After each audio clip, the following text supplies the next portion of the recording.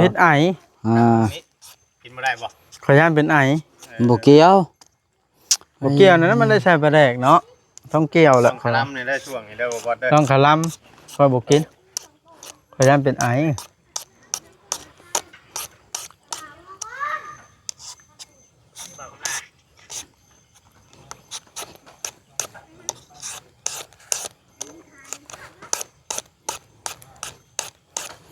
เก่งได้บ่คำด่านเฮ็ดอยู่เฮ็ดกินก็เป็นได้บัดแม่นลงมือเช่นสิว่ามีครัวมีหยังเนาะเป็นได้ต้องกินบ่ต้องกินนะมาห้องยังบ่เป็นหยังดอกพี่โตน้ำมันพี่เปิดมันเตนพี่ไอนะแม่นบ่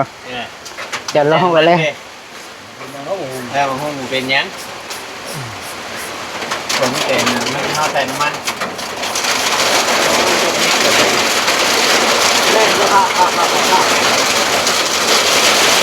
ทั่วพอขึ้น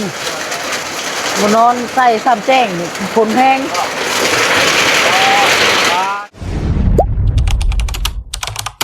อย่าลืมกดติดตามเพื่อเป็นกำลังใจให้ผมด้วยนะครับทุกคนขอบคุณมากๆครับพี่น้องโดยเปิดภาพขึ้นสบายดีเด้อเนาะสบายดีตอนนี้ก็มาเฮือนบ่าวคำละพี่น้องก็คือบ่ได้มาหลายมื้อแล้วพี่น้องค่าเวียกค่างานค่าบ่สบายค่าเจ็บค่าโซนั่นแหละพี่น้องแต่ว่าตอนนี้สถานการณ์ก็ค่อนข้างจะดีขึ้นแล้วพี่น้องทางน้องวิวเพิ่นก็ว่าท่านหมอเพิ่นให้ออกจากห้อง ICU เพิ่นว่าจะกลับมาแล้วเพิ่นว่านะแต่ว่าถามหมอเบิ่งก่อนว่าเพิ่นสิอนุญาตหรือบ่ต้องรอเบิ่งน้ำการก่อนอันนี้ก็แต่ว่าทางสุขภาพร่างกายของน้องเพิ่นก็แข็งแรงดีแล้วเพิ่นอยากนู่นอยากนั่นอยากนี่แล่นได้แล้วนะความหมายเนาะพี่น้องก็ถือว่าเป็นข่าวดีทางนั้นก็ได้ทางบวชเองก็สิได้มาถ่ายคลิปเป็นปกติเด้อบาดนี้พี่น้องลูกสาวบวชก็ถือว่ายังเป็นวัดเล็กๆน้อยๆพี่น้องกินยาไปบรรเทาก็ถือว่าดีขึ้นเนาะก็ถือว่าเป็นข่าวดีเนาะพอมานี่ก็ยังบ่เห็นช่างพี่น้องมาเทคานเฮือนบ่าวคำละมาอัปเดตเบิ่งก่อนเพิ่นเฮ็ดหยังอยู่มาเห็นแต่รถเบาซิดกับอันนะเบาเวียงเนาะเพิ่นมาฮอดก่อนแล้วดีใจแล้วพี่น้องบาทได้รับข่าวดีที่ว่าน้องวิวเพิ่นก็หายไม่ว่าพ้นขีดอันตรายอย่างชุดๆแล้วเนาะพี่น้องเข้าไปหาเบิ่งบ่าวคำหลาเบิ่งก่อนเพิ่นเฮ็ดหยังอยู่คือควันท่วนอยู่ในเฮือนเพิ่นเด้สาวชีดเพิ่นก็นั่งอยู่ไปทักทายเพิ่นก่อนเพิ่นเฮ็ดหยังเพิ่นถ่ายคลิปแล้วหรือบ่เนี่ยโอ้ยข้อยว่าสิถ่ายคลิปเจ้าอยู่ได้จังหน่อยสบายดีสบายดีบ่บอสสบายดีกำลังว่าสิลงคลิปกำลังถ่ายแล้วหรือบ่เนี่ยโอ้หลายมื้อแล้วข่อย2มื้อแล้ว2-3มื้อแล้ววิทย์ขีดอันตรายวิทย์ขีดจะมาใกล้ข่อยเจ้าอย่าเพิ่งมาใกล้ข่อยเฮ้ยข่อยบ่ไอแล้วข่อยกินยาต้านเชื้ออีกชื่อเม็ดละ60 บาทบ่มีหยังที่ปลอดภัยครอบครัวเจ้าปลอดภัยกวดหาก็บ่เจอเบาลีได้สามารถเลยมาคือกันเมื่อวานนี้เบาลีก็ปลอดภัยแต่ว่าก็ยังเป็นวัดเพิ่นก็ได้ลูกเพิ่นนั่นแหละเป็นวัดเป็นไอบัดนี้น้องวิวได้ยังน่าเป็นห่วงอยู่บ่เรื่องน้องวิวนี่บ่เรื่องน้องวิวนี่พี่น้องถือว่าหายห่วงแล้วถือว่าปลอดภัยไม่ว่าถอด ICU ไปอยู่ห้องแบบบ่ได้อันนั้นห้องแบบห้องรวมบ่บัดนี้ยังเพิ่นให้อยู่ห้องแยกอยู่แต่ว่าบ่ได้ใช้ ICU หั่นนะเพิ่นวางยาให้กินต้านเชื้อต้านหยังแล้วก็อยู่ในความดูแลของหมอละทางช่างเวียงเพิ่นว่าสิขอมาแต่ว่าจักเพิ่นใช้มาหรือบ่ถ้าเบิ่งนํกันอันนี้ก็ได้แต่ว่าตอนนั้นพากันย่านฮือฮาโอ้ยข่อยก็ตกใจอยู่คือกันเพราะว่าได้ยินทางแพทย์ว่าเจอโรคที่ประหลาดเด้แล้วเพิ่นกวดไปกวดมาแล้วบ่เพาะพวกเกี่ยวก็ได้หั่นนะแต่ข่อยก็พวกมั่วสุมน้ำกันว่าง่ายคนเฮือนเดียวเนาะมั่วสุมว่าคือสิเสพติดแท้บ่ว่าเพิ่นพวกอันพวกพันกันญาติพี่น้องนี่เนาะแม่นกวดหา2-3ลำก็บ่พอทั้งนางเดียแล้วก็ครอบครัวประวัติไปกวดเบิดมื้อได้เพิ่นใช้มาน้องวิวซะ ยังบ่ฮู้ บ่ฮู้ได้ตัวนี้ แต่ว่ารอดว่ารอดตายเนาะ รอดตาย คันบ่ไปมุกค่อยว่ายันเรียบร้อยอยู่พี่น้องเอ้ย เรื่องจริงอันนี้นะบ่ตัว จนใจสิขาดได้มือไปนะบ่พอดบ่ได้ไปน้ำ แม่น ไปฮอดอันบอนโค้งอันข่อยชี้บอกเจ้านะจนอึกเดี๋ยวพอแล้วชั้นเอาบัตร จังไดก็ขอบใจเจ้าหลายๆเด้อให้เจ้าหั่งเจ้ามีให้เจ้าร่ำเจ้ารวยได้บาดนะให้เจ้าอยู่ดีมีแฮง เจอแต่สิ่งดีๆเด้อบาตุซิดเด้อขอบใจหลายๆจากใจอลีได้ สาธุคือกันช่วยกันนะว่าชีวิตคนเนาะปกติบัดนี้เฮ็ดเวียกปกติเนาะ เฮ็ดเวียกปกติคอยก็สิได้มาถ่ายงาน ต้อง ปก ไป ติ ทำบุญทางวัดทันใจ เอาโอเคแล้วเดี๋ยวคอยสิเข้าเบิ่งว่าคำลาก็เด้อ โอเค เอาขอบใจหลายๆเพื่อนขอบใจหลาย โอเค ๆพี่น้องเอ้ยนี่แหละคนเฮา ซอยๆกันเพิ่นว่าถ้าบ่ได้เพิ่นน้องวิวก็คือสิบ่มีชีวิตว่าง่ายๆซะเพราะว่าข้ามสิบ่ทันเวลาพี่น้องเอ้ยก็ดีใจที่เพิ่นซอยเนาะเฮาก็จักสิตอบแทนบุญคุณเพิ่นจังใดยังบ่ทันฮู้วิธีอยู่ได้แต่ขอบใจเพิ่นพี่น้องเอ้ยอันเด้เพื่อนว่าคำลาก็เรียบร้อยแต่ว่ายังบ่ทันเทคานพี่น้องเอ้ยบ่ขุดขี้ดินโพนเข้าเฮือนเลยอันนี้มันก็ง่ายแล้วนี่บ่ต้องซื้อดินเอาบ่อนมันสูงเข้าไปเลยอันนี้สลาดอีหลีสลาดลินี่โพนนี่เนาะบ่เวียงได้ประโยชน์อีหลีนี่อ๋อก็แอวยังบ่ทันเทคานอันนี้คันเทคานแล้วจังสิจ่ายเงินบ่นี่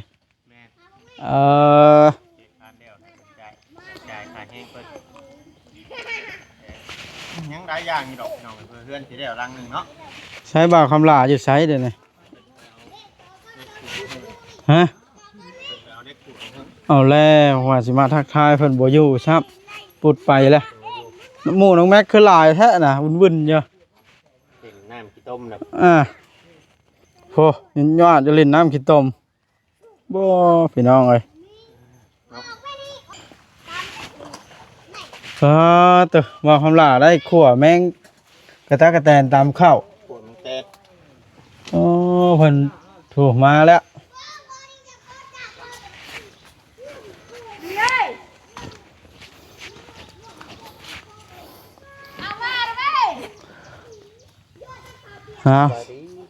สบายดีบ่คำละได้ติบข้าวพายได้พลึงพลังแท้นี่ ไปมาเขาเจ้าไป ฮะ เขาเจ้าไปกิน ได้ตะกะแตนไม่ได้ใช้น่ะ ไปก้าน แบบเป็นการ ลูกได้ใส่อยู่น้ำไผ่ไปการ ปะอย่างนี้แล้ว พาอยู่คนเดียวเลย เลย โอ้ แบบว่าดื้อนะบ่ง่ายๆใช่ มันนอนเลยกับปะ อ๋ออันนั้นบ่ตอนกินเที่ยงมานี้นะ บอกนั้นไม่ว่าเอาแต่ข้าวละมาเด้อ ปวดมันกระเต็นนี่แหละ ตะกะแตนบ่คำลาเบิ่งขอยสิซิมก่อนบ่คำลานี่ ไปทีมเนี่ยผม ฮะ ไปทีมนะ แซ่บเนาะบ่คำลาเนาะ เลย ไม่ได้บอกว่า มื้อ เมื่อวานนี่รอบประมาณบ่ายนี่จักน้องกำลัง ผลบ่ ตกแหงอยู่ทางนี้ทางบ้าน มาเอื้อมันเนาะคำลาเฮ็ดหยังนี่ ลมหุ่ง สิตามมึงหุ่งกินขั้วแม่งกับตะกะแตน เลย โอ้มาบดด้วยต่ ค่อยกินบ่ได้ตามมึงหุ่งค่อยบ่กินได้ ำคล ค่อยพิษไอ กินมาได้บ่ ข่อยย่านเป็นไอ ำบเกี้ยว บ่เกี่ยวนั้นมันได้ใส่ปลาแดกเนาะต้องเกี่ยวแห ต้ ละ องคลำในได้ช่วงนี้ได้บ่บ่ได้ ต้องขะลำข่อยบ่กินข่อยย่านเป็นไอ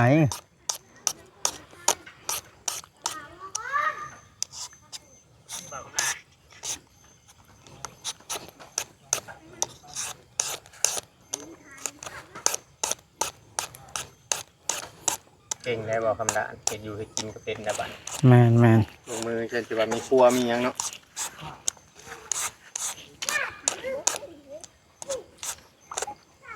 ลอกมังหุ่งบ่นะ อย่างนั้นคือได้ยินเสียงบ่าจ้อยกันนี่ เขาเบิ่งคลิปแล้ว เออ เบิ่งคลิปแล้วมาหาทำดาดวาน เราว่าโทรหาบ่าจ้อย บ่ได้โทรแล้วบอกเราเลยได้พ่อเราอยู่เชโน่ค่ะ อื เพราะ ม ว่ามาพี่ก้อนว่าเดี๋ยวมาดังเด้อเป็นว่าเพิ่นไปหาทั้งสาวจอยก้อน จังมืออันแห้งแข็งแรงสีเศร้าจากโรคภัยไปหาทำบุญได้ มันเมื่อยแห้งเนาะนบพระนบ สั่ นั่ ง นแหละ เวียงมาก่อนว่าสั่งเวียงมาก่อน เนาะ ยังให้เพิ่นอดเอาก่อนบ่เผาให้มาตามคำหมอบอกแน่จังน้อยจักหยิกจักมือจักไหลเอามาแต่ว่ามันเป็นหยังมาแหละมันสิยะ มันเอาคืนยากได้บาทเลยเนาะ ต้องตามมัน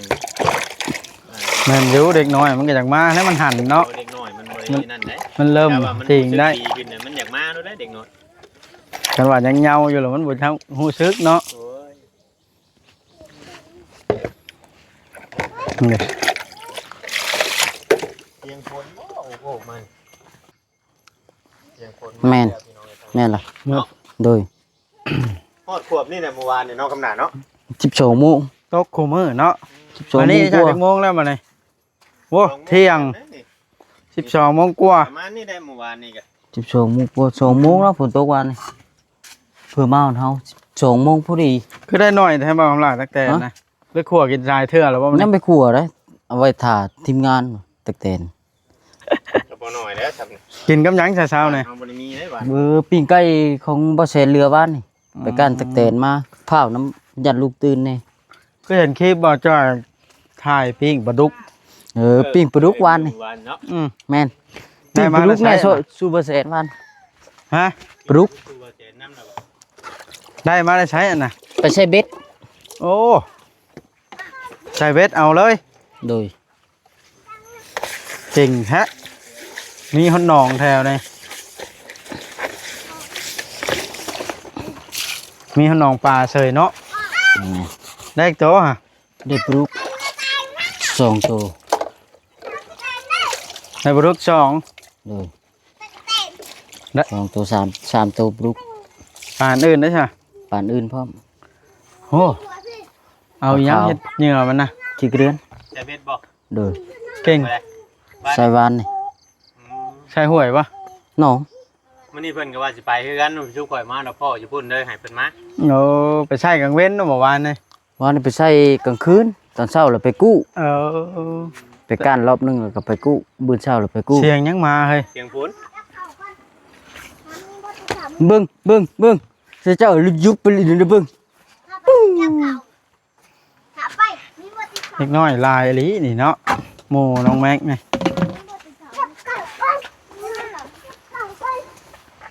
ทำเสื้อติดกับมึง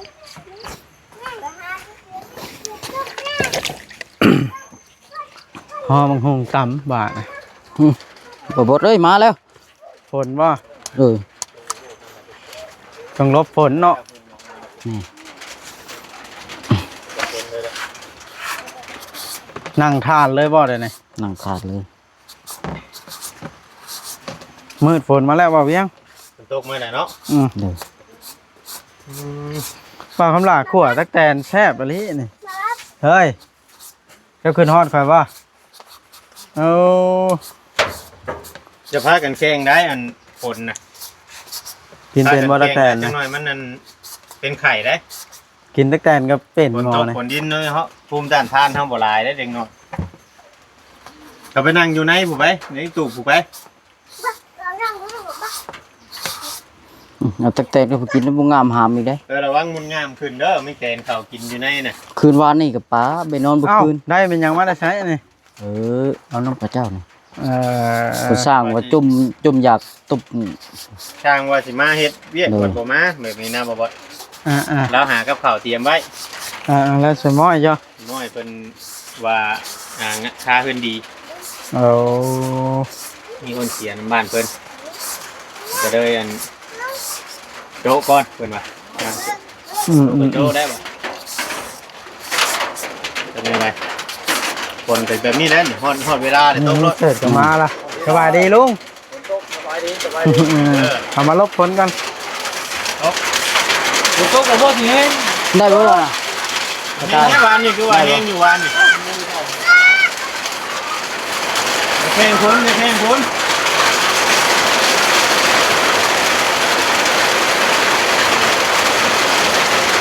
พากันเมื่อมันฝนตกแล้วแล่น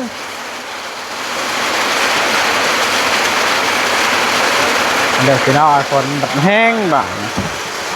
โอ้ไปล้างไหม ยังนะครับล่ะ ที่มันบางห้อง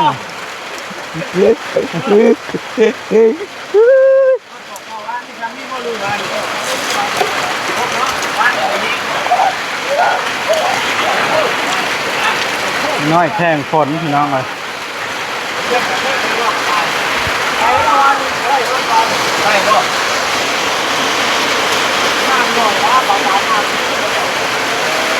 คนเด็กเขาไม่มีแค่คน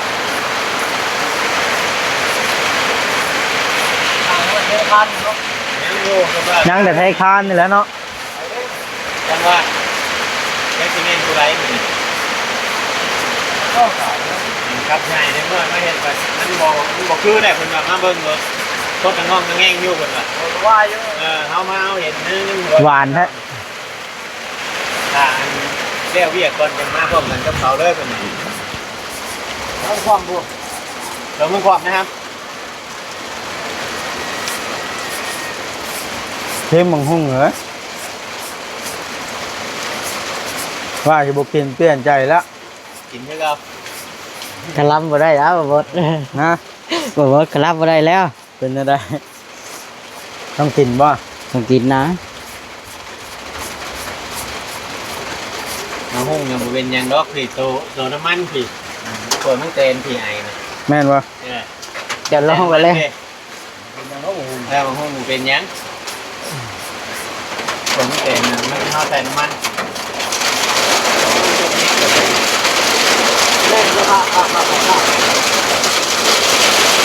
ทั่วพอขึ้นมานอนใส่ซ้ำแจ้งฝนแห้ง จะฝนแห้งได้เลย แห้งครับนี่แหละขึ้นใส่ขึ้นนี่จะไหลเลย ขนาด เอาขึ้นมันไปยังมันลุกลงแล้วได้ ใส่ง่ายขึ้น โอ้ย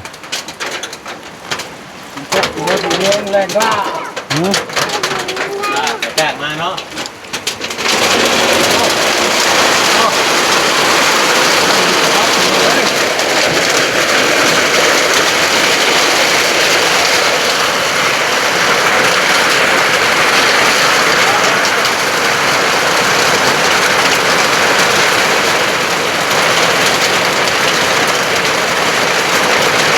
โทษว่าฝนตก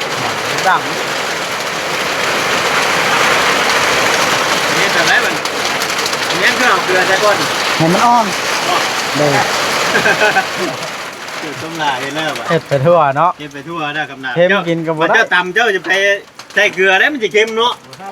เป็นใส่ลายได้คำนาเค็ม ใช่เลยนะเริ่มเข้มละหัน มันลายเลยเนาะ อ่ะ พ่วงครึ่งเนี่ยพอได้ สั่งเห็ดแทะเนาะ เป็นสมดาเห็นแล้ว ให้มันนุ่มเลย เห็นมันนุ่มเกลือใช้เรา ฮะเกิบ เกือบอยู่ใช้เกือบตะ เกือบ กี้ ป้าใช่ เจ้าถือไปใช้ฉันฮะเกือบโบกผู้ยุคคอยเห็นอยู่เตียงผู้ไปเอาไปเตียงตู้ชิดผู้ไปเอาพวกผลเช้านี่เอาไปขาดโอ้คือบอกง่ายแท้ขาดบ่ได้ดิเมื่อยโอ้เลยมันเล่นดิ่งกินตมคือบ่เมื่อยซะ บ่เมื่อยใจมาก เช้าแล้วพี่น้องเนาะโอ้ฝนตกแน่นแบบนี้บ่โดน ใส่หน่อยคือใส่หลายบ่เวียง อันไหน หมกพริก นับตามอายุ เนาะ เอาจนลูกนับตามอายุจักปี หลาย บวกกันแต่ละคนเดี๋ยวกินบ่ได้เด้เนาะ เด้อ ใช่พอดีกินนี่แหละ อีพ่อได้ซะ40ปลายเนาะ เอาพอดีกินนี่แหละ ว่าดอกเฮ้ยมันก็กินบ่ได้แล้ว ใช่ซ้ำเจ้าเคยเฮ็ดนะว่าอย่างใส่กะว่าเด้ ขี้งัวอยู่ไสอีก เฮ็ดทานต้องได้จับบ่รับแล้วบ่มันมีตัว เฮียดแอบได้เด้ตัว มันเทียงกันหลังจากทานขึ้นไป เกือบไปป้าใส่เกือบไปไม่ไปเอาผู้ ผู้วอนั่นก็มัน ยา อีกอ่ะไอ้น้าเพื่อนมึง เพื่อนแล้วแนวมันพี่น้องคลิปนี้ก็สิได้ขอจบคลิปลงซะก่อนเนาะบ่าวคำละ โดย เบิ่ง สิตำหุ่งสู่บ่บอส ไปไหน ตำหุ่งสู่บอสกิน มาเอากับพ่อกินหน่อย โอเคเด้อพี่น้องเด้อคลิปนี้ก็ซ้ำนี้แหละเนาะ